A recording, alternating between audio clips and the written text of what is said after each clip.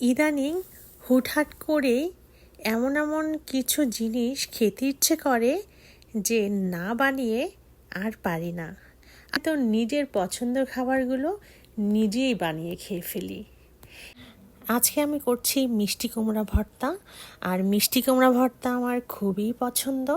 এর জন্য আমি মিষ্টি কুমড়োগুলোকে সামান্য একটু তেলের মধ্যে ভেজে নিচ্ছি। আর এখানে সিদ্ধ হয়ে আসলে আমি ভর্তাটা করে ফেলবো।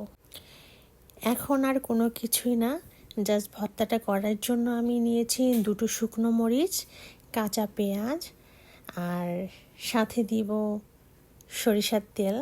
সব কিছু একত্রে মেখে নিলেই ব্যাস আমার ভর্তাটা একদম রেডি হয়ে যাবে।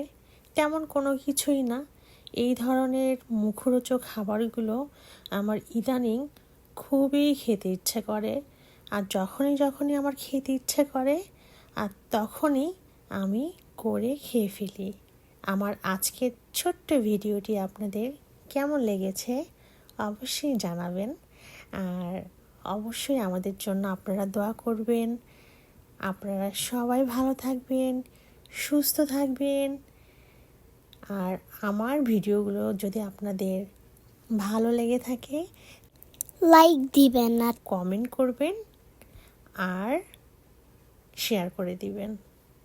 ধন্যবাদ সবাইকে।